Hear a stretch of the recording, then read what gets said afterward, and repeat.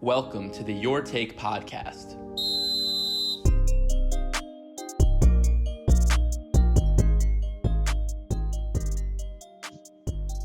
Welcome on back. Before we jump into our Western Conference preview and predictions, John brought up an interesting point. Is like the current playoff seeding that we're actually seeing, the current playoff format, should the NBA have changed it up so they have tried something different for the season? I know, John, you had some thoughts on this. You think maybe they should have tried something new this year? I definitely think they should have, especially for, viewership wise and excitement wise. Like the fact that they have a Dame, Zion, and Ja, only one can make it, being the eighth seed, and then the fact that the West is way heavily, I think it's very lopsided. And I think that's a problem that they could have experimented with, especially with the bubble and everything. I think it's something that they maybe should have. Well, I think part of it is they just wanted to keep it pretty even. They had multiple East teams in there too, so I definitely think this year it's a lot more lopsided than usual, just because it's not a full season, which in some ways is bad and good. But yeah, I mean, it would have been cool to see them do something, and this would have been probably the best year for them to do that. But it is what it is. Sadly and not sadly, it's all gonna work out as long as there's NBA. I'm Yeah. a happy person. No, I definitely agree. I think like Adam Silver, I know has talked a lot about in the last couple of years, like changing up the playoff seating in some way, or doing some kind of like in-season tournament or whatever to kind of change it up a little bit. And I think like this year of all years would have been the best year to try it. Or the NHL wound up expanding their playoffs to I think 22 teams or something like that, and they're kind of trying a new playoff format. So it would have been interesting to see the NBA try something similar as well, especially in a year when travel is not an issue. So you wouldn't even have had to worry about like East Coast team playing like an LA team in the first round and worrying about, they have to travel across the country 3-4 times just for one playoff series. So that would have been completely thrown out the window. So it would have been interesting, I think, to see something new, but it's kind of also good for the teams just to kind of go with what they're used to. And I think like for the Lakers and Clippers and the Bucks, those top seeds, it'll I guess legitimize their playoff runs if they're able to actually make it to the finals. Be like, the Lakers this year got to play a bunch of Eastern Conference teams that they never would have gotten to play in a normal year, something like that. No one will kind of have that excuse. Yeah, for sure. All right, so now we're gonna jump into our Western Conference previews and predictions. We're starting off by looking at the regular season. John, what are some of the big expectations you have for teams in the regular season? How do you think teams will finish? And what kind of playoff matchups are you looking at in that first round? I think one of the biggest expectations for me, which might be a little out there, but I think Rockets can really move their way up to the fourth or even third seed. I think them coming in fresh, James Harden losing some weight, Russell Westbrook staying, he seemed really explosive in his first practice back yesterday. I'm really gonna put the pressure on them just because I believe in Russell, I believe in Harden and their small ball game. I think they're a fast-paced team. I think they have a great coach. Yeah, forgot his name. Mike D'Antoni. Yeah, D'Antoni. I definitely think they can make some noise, especially now in the time that they're in, and there's no home court advantage, so that's huge, especially when they're playing, teams that are like the Clippers or the Lakers. I think they can move their way up, or when they play the Thunder. So I'm really, really expecting something big. I hope they can move their way up. And then as far as matchups go, I think, you know, depending on who the eighth seed is, Lakers might have a tough time with the Blazers, like we were talking about. And I'm pretty sure the Thunder, as of right now, I think they would go against the Nuggets, if I'm right, or Yeah, I Jazz. think right now the Nuggets are the 5 or 6 seeds, so they'll play either the Nuggets or the Jazz in the first round if things like stood exactly how they were right now. Yeah. So I think as far as I love the Thunder, the young squad. You got Shy, you got Chris Paul, just their whole, hierarchy of um, talent as well as experience. I think they have and Steven Adams at the center. I think he's one of the best centers in the league. So I really think they have a nice shot of making it possibly to the Western Conference Finals. The only thing is, like recently, I just heard Dennis Schroeder's not going to be in anymore. We were just talking about that. I think that's a huge blow, especially when that depth in the bubble, and so that's as of right now. Those are like my thoughts on like the what I think might happen with just the whole standings. Clippers might, I think they'll stay at 2. I don't think anything's going to happen with that. Nuggets might stay at 3. That's pretty clear, but so that's like the what I'm thinking right now. Yeah, for me, I got like you kind of said, Lakers, Clippers, Nuggets. I think they have a good amount of space between each other and as well the 4 seeds. So I think those 3 teams will pretty much stay pat. I'm actually not as high on the Thunder as you are. I think that they've kind of overperformed a little bit during the regular season. I also just know like it'll be Shai's first playoff games. It'll be Schroeder's first. He might have been in the playoffs in the Hawks early in his career, but first like where he's going to have a major role for a playoff team. Also, as you kind of mentioned, Schroeder's going to be leaving the bubble at some point whenever his wife decides to give birth, and I think him missing either the end of the regular season games could potentially cause Thunder to lose some games at the end and hurt their seeding, or possibly if they miss playoff games, could really hurt their potential going on a run. I have the Thunder finishing as the 7, and I have the Mavericks actually jumping up to the 6. I think Luka and Porzingis, that Mavericks team is the number 1 ranked offense in the league this season, and the number 1 ranked offense in terms of offensive efficiency, like one of the best offenses of all time. And I think they could really make some noise. I have them playing the Nuggets in the first round, and I actually think that matchup might favor the Mavericks a little bit more. And I actually think the Mavericks could knock off the Nuggets in a first round series, the 6 beating the 3, if we see that. Looking at the Jazz and the Rockets, I know you mentioned you're pretty high on the Rockets as well. I do love the Rockets, at least what they're trying. I don't know how well it'll work. They're really the definition of a team living and dying by the 3. We saw in the regular season that when the Rockets played the Jazz, they were able to force Rudy Gobert off the floor just by having so much speed and kind of going that small ball lineup. They really took advantage of the Jazz. So if we kind of saw a 4-5 Jazz Rockets lineup or matchup in the first round, I really think the Rockets could have an edge. And also I think the Jazz are missing Bogdanovic. He averaged over 20 points a game. He was one of the best 3-point shooters in the league. And I think that replicating that kind of offensive production will be hard for them to do. And I think that could really hurt the Jazz moving forward. So me personally, my first round matchups, I have the Lakers and the Trailblazers in the first round, the Clippers and the Thunder in the 2-7 matchup, the Nuggets Mavericks in the 3-6, and the Jazz Rockets in the 4-5. Looking kind of at Western Conference semifinals a little bit, I got the Lakers facing the Rockets and the Clippers playing the Mavericks. And in those series, again, I wound up having the Lakers and the Clippers, the 2 LA teams being in the Western Conference Finals, which is definitely not an outlandish prediction or something that not a lot of people are having. But I really think the Lakers and Clippers, when it comes down to it, are the best teams in the West, have the most firepower. I think the Rockets could really give the Lakers a run for their money, especially with that small ball lineup. But again, I think Lakers put Anthony Davis out on the floor. The Rockets are trying to run P.J. Tucker at center. It could really present a huge mismatch, and they're going to have some problems guarding Anthony Davis. And then I personally just love the Clippers. I think they're top 5 on offense and defense. They have 2 20-point scorers off the bench in Lou Williams and Montrezl Harrell. And even Marcus Morris, he's going to probably be starting at power forward or small forward for the Clippers in Orlando. And he was averaging 20 points a game and was having record shooting season for New York before the trade happened. And I think they also have elite defenders up and down the floor: Kawhi, Paul George, Patrick Beverley. Mo Harkless has actually been a surprisingly good defender for the Clippers the last 2 years. So I really think the Clippers are a team that people love the Lakers, and I think that not enough people are giving the Clippers high expectations in Orlando. And they got Noah as well. Joakim Noah's coming in hot too. Reggie Jackson too. Yeah. So I definitely agree. Lakers, Clippers.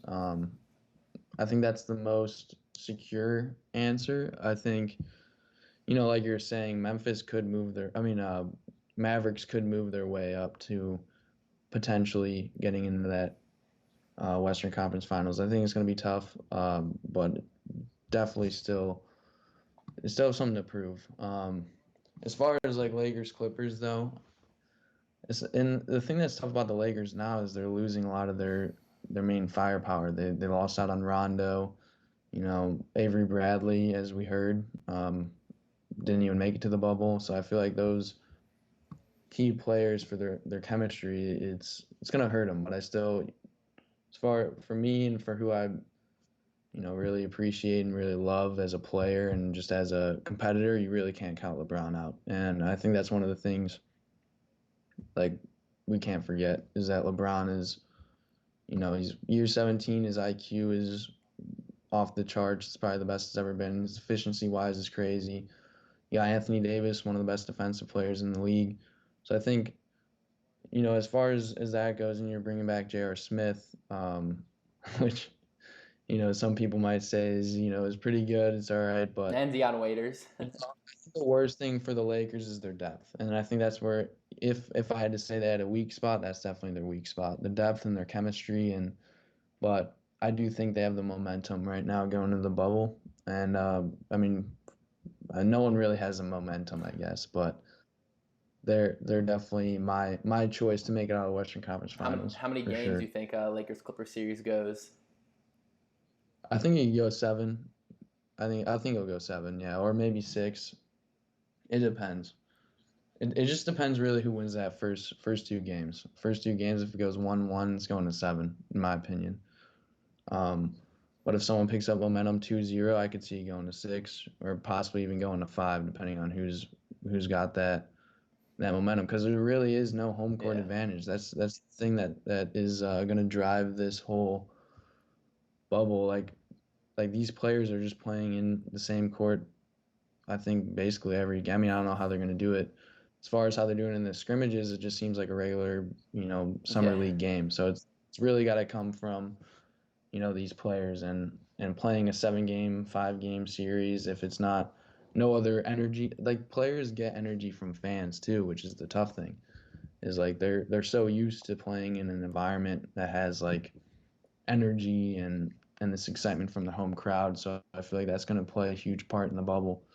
So as far as if everyone stays healthy, I think Lakers can pull it off. But Clippers they looked great yesterday. So Yeah, I think one of the interesting things is if it would have been Clippers Lakers in the West anyway, there wouldn't have even been home court advantage because they both would have played at Staples Center. So that's not really even something to think about for that's those for true. those guys. But for me, Clippers Lakers is my Western Conference Finals matchup as well. I actually think the Clippers have a slight edge over the Lakers, kind of for a lot of the same reasons you mentioned, depth being the main one. The scoring off the bench, I think, really favors the Clippers. And one of the things about the Lakers that I found super interesting, they had 9 different lineup combinations that played 100 or more possessions together this season. And out of those 9, 8 of them included either Avery Bradley or Rajon Rondo. So I think like missing those two guys could really hurt the Lakers. And I think their starting lineup going into LA is going to be Kentavious Caldwell-Pope, Danny Green, LeBron James, Anthony Davis, and JaVale McGee. If you look at kind of how that lineup has performed this season, they're about plus 2.3 differential, which only puts them in the 50th percentile. And kind of as we mentioned, Rondo and Bradley average about 44 minutes per game combined. So that's going to be a huge hole of time that's going to be going either J.R. Smith, Dion Waiters, Alex Caruso. We'll see, but I'm kind of worried just about the Lakers and their depth, kind of, and what's going to happen when LeBron James comes off the floor, especially. Yeah, Something that I like personally looked into that was interesting was that when LeBron James was on the floor and Anthony Davis was off the floor, the Lakers still had a differential of plus 10.7. But when LeBron was off the floor and it was just Anthony Davis, the differential was actually minus zero point 0.9. So it's kind of wild how much Anthony Davis has kind of been talked about as a defensive player of the year candidate, an all NBA first team player. But when LeBron has come off the floor and he's had to kind of go at it alone, it's kind of been tough for him this season. yeah, I definitely agree. The presence of LeBron, I mean, as we know, it's unmatched. So I think, and and the hard part is a lot of these players are going to have to fill bigger roles, like you're saying, like Caruso. I feel like he's gonna have a tough He's role to gonna got to play fill. a lot of point Um, guard minutes this year or this playoffs. yeah, definitely. So I mean, it depends how much he's been working in this bubble time, but I think it's going to be a whole new dynamic for the Lakers. I'm still going to pull through just because I'm a LeBron fan, huge. I think he's the goat. So Yeah, not cannot bet against him or anything like that. it's But definitely It's definitely Yeah, hard to bet against it'll be LeBron. I agree. I think we kind of saw maybe the change of the guard last year with Kawhi kind of putting his stamp on the league, and I think that could continue in the playoffs. But again, like it's really hard to say right now. I personally would go with the Clippers in 7 though. If someone asked me to make my prediction right now. yeah. I mean, that's a great. Yeah, if it goes game seven, I mean, I'm taking Lakers, but I definitely think a game seven and like any game seven, it can go either way. So I think it'll be a great matchup. That's probably the most exciting. That could be the finals, to be honest. But And it's yeah, kind of that's exciting to definitely. get that game, Lakers Clippers, the very first night of the season starting. Should be fun as well to watch. Kind Yeah, of that'll be huge. That'll be huge just for just everything that's going into this. And then another thing to look at, I've always thought, I mean, even though that Schroeder might not be there during the playoffs, I still think OKC might be able to sneak their way, possibly, to the Western Conference Finals, depending on how they do. and Chris Paul staying The healthy reason, this year would also be huge for the whole playoff run. yeah, definitely, yeah. If he can stay healthy, the thing about Chris Paul is I think he's one of the smartest NBA players in the league today. Just efficiency, he just makes the right plays. He can utilize the young talent that's on the court, um, and they got a great big man. So that's also another aspect of the playoffs that might be coming up is that OKC, it's tough, but I do think they have a shot at maybe scratching the Western Conference Finals, or even Luca and Porzingis scratching that too. Rockets, I don't know. There's a lot of teams. It's just tough because I think one thing that's driving me to say this is the whole home court Yeah, advantage. And, and like if players don't have that feeling of energy and everything, they don't fear um, going to another home court as much, which is why I think the underdog teams could potentially make it and scratch their way into the Western Conference Finals because they're not really underdogs here, and I think it's anyone's game, especially in the bubble. They can really push through. So I guess that's my take. Is it's really anyone's game in this Western Conference Finals. I think Jazz, no. I don't think Nuggets can really push it, but if I had to bet on another team besides Lakers, Clippers, it would probably be I'm going with my Rockets. I got you. I think the That's Rockets are a super sure. fun team to watch as well. For me, I think I guess other team outside of Lakers and Clippers would be the Mavericks. I think if you have Luka Doncic on your side, you look at the season he's put up, anything is possible. I think what's also crazy, the Mavericks have had so many different lineups. They've had a lot of injuries. Luka missed some time. Porzingis missed some time. Dwight Powell had a season-ending injury. And despite all of those pieces kind of going in and out of the lineup, they've still kept the highest offensive rating. So maybe now if they got a couple weeks of practice under their belt in Orlando, get some regular season games together, and they have the same lineup the entire time, it could be scary to see what this Mavericks team could do. And again, I kind of agree with you. I don't think the Nuggets or the Jazz are too big of a threat, kind of for the reasons we mentioned earlier. But yeah, so if I had to ask you right now, what's your finals prediction be? So I know you got the Lakers coming out of the West. Who do you have them playing out of the East, and what would be your prediction right now if you had to pick? I'd probably take the Bucks for sure. I mean, they have that perimeter offense that's probably one of the best in the East right now. Maybe one of the best in the NBA. Just their offensive rating, and they got Giannis at no one really can guard Giannis. So I would probably take Lakers, Bucks. I could see that going game seven. If I really had to put money on it, it would probably go game six, game seven, whoever gets the momentum, like I was saying earlier, and go from there. I mean, if everyone can stay healthy and everyone's playing the way they played, maybe not as good when the NBA ended, I think it would be Lakers, Bucks. And I really like the Bucks team. Like I like what's his name? Oh, Corver. I like Chris Middleton. So that's the guy I was forgetting. Yeah, Chris Middleton, Giannis. I just think they're the best team out of the East. And Sixers maybe. I do like Ben Simmons. I like Thibault. I like Embiid. I think they're great. They got great chemistry. I just don't think it's their year. Um, or has Yeah, been I in the definitely past agree. As a Sixers couple. fan, I definitely feel the Sixers' frustration. I don't think it's there either, to be honest. But okay, so Lakers Bucks. Who would you take to win the finals? Lakers. Lakers for So sure. I agree with you. I think the Bucks are going to come out of the East. We'll be doing an Eastern Conference preview later this week, so be sure to tune in for that as well. But I think the Bucks out of the East, Clippers out of the West, and I think if we get that matchup, we saw Kawhi Leonard shut down Giannis pretty well in the Eastern Conference Finals last year, and I think he could do it again. So if I had to pick, I would take Clippers over Bucks in the finals. That's just me, but we'll see. We got really exciting next 2-3 months coming up of basketball. So thank you, John, so much again for this discussion. It was definitely great. If you guys enjoyed what John had to say, be sure to follow him at Antonelli. Follow his basketball page at bball.